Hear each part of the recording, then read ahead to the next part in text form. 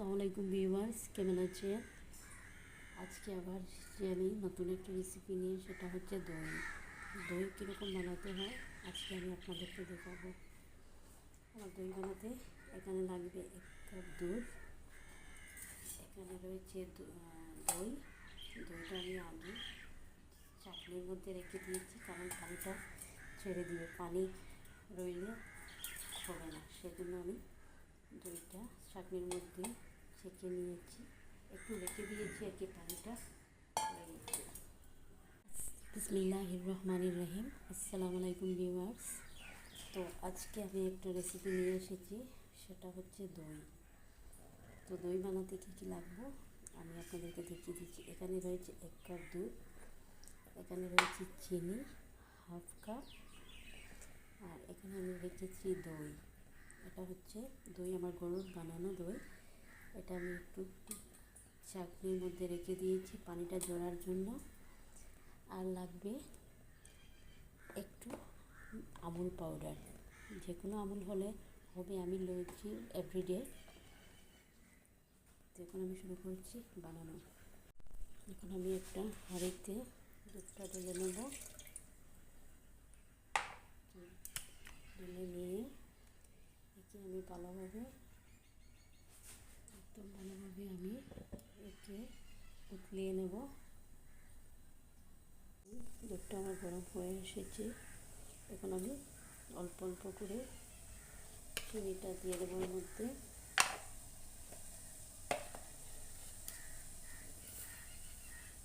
একটু একটু করে চিনিটা দিয়ে দেবো। চিনি দেবেন আর কি, আপনার যতটুকু প্রয়োজন মনে করেন ততটুকু দেবেন। তাই আমি দিয়ে দিলাম চিনি। এখন আমি দিয়ে দিব 2 চামচের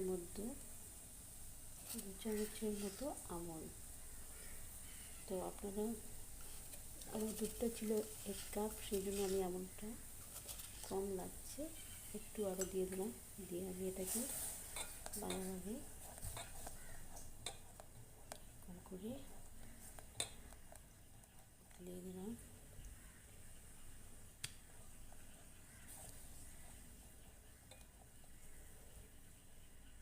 করে দিয়ে দিলাম, আরও একটু চিনি দিলাম আর কি, মিঠা বেশি আমি পছন্দ করি, সেই জন্য দিয়ে আমি এটাকে এখন চুলা থেকে নামিয়ে নিলাম। এখন যতক্ষণ পর্যন্ত আমার দুধটা ঠান্ডা হবে না, ততক্ষণ পর্যন্ত আমি দই দিতে পারবো না। দেখুন আমার দুধটা পুরো ঠান্ডা হয়ে গেছে, আমি একটু হাত দিয়ে দেখে দেবো, পুরো ঠান্ডা হয়ে গেছে। এখন আমি এর মধ্যে দইটা ছেড়ে দেবো।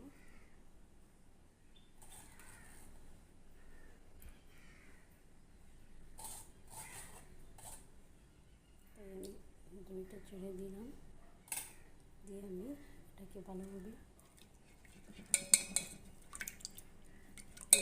লাল করে নেব, যাতে কোনো ধরনের নাটস না থাকে।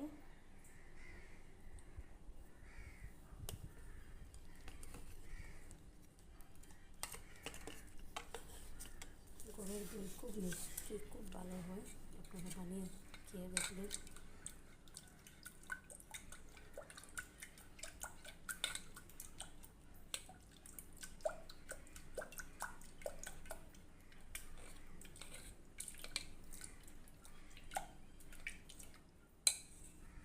এখন আমার দুধটাও হয়ে গেছে, দেখুন।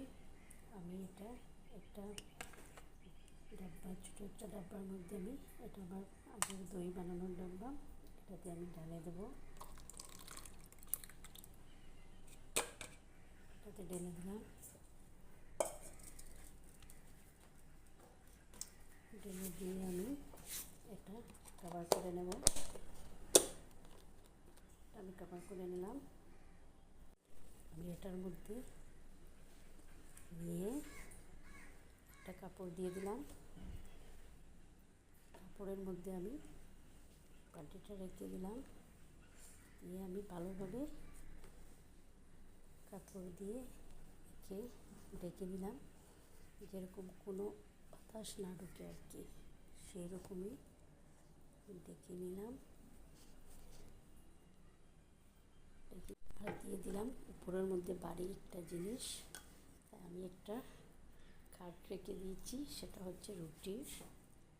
তাই এটা বাড়ি হলে হয়ে যাবে। মিনিমাম 3 ঘন্টা এরকম রাখতে হবে।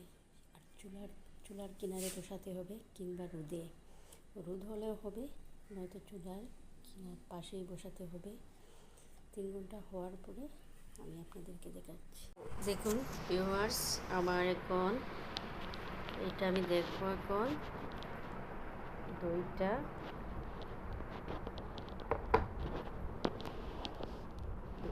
সাইড করে দেখুন, আপনাদেরকে খুলে আমি দেখাবো।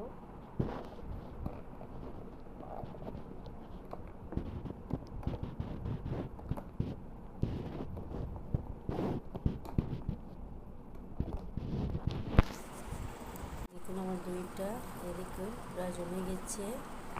এখন ফ্রিজে রাখতে হবে। আমি ফ্রিজে রাখি নাই এখনও, একটু আধা ঘন্টার মতো ফ্রিজে আমার রাখতে হবে।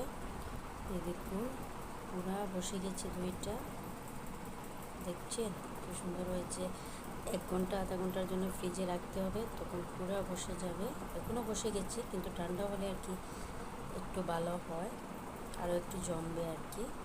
তো দেখুন দইটা